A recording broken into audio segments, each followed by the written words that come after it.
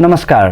कान्तिपुरमा तुफान न्यौपाने र पर्वत पोर्तेलले गरेको एउटा रिपोर्टिङले हालै फैलिएका हिंसात्मक घटनाको भित्री पाटो मात्र खोतलेको छैन, हामी मिडियाकर्मी र सोशल मिडिया प्रयोगकर्तालाई ऐना पनि देखाइदिएको छ।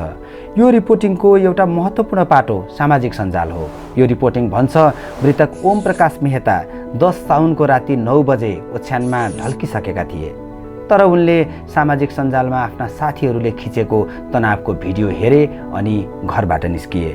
त्यही भिडियोले तानेर चोकमा पुर्याएका ओम प्रकाश अन्ततः गोलीको शिकार भए। उदेक लाग्दो के छ भने उनका बुबाले थाहा पाउनु अघि नै उनको मृत्युको खबर सामाजिक सञ्जालमा भाइरल भइसकेको थियो। कान्तिपुरको यो स्टोरीले पुष्टि नभएका सूचनाले निम्त्याउने जोखिम पनि छर्लङ्ग पारेको छ। पत्रकार चन्द्रकिशोरलाई उद्धृत गर्दै रिपोर्टमा भनिएको छ, अहिले सामाजिक सञ्जालमा तुरुन्तै आउने भिडियोले सही गलत छुट्याउने मौका नै दिँदैनन्, जसले गर्दा सानो विवाद पनि डढेलो जसरी फैलिन्छ।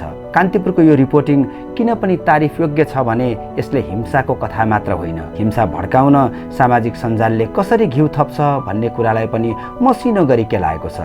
ग्राउन्डमा पुगेर मिहिन रिपोर्टिङ गर्ने कान्तिपुरका पत्रकार साथीहरूलाई साधुवाद। यो रिपोर्टिङ भन्छ अनलाइनबाट सुरु हुने आक्रोश हिजो आज सडकमा पोखिन थालेको छ।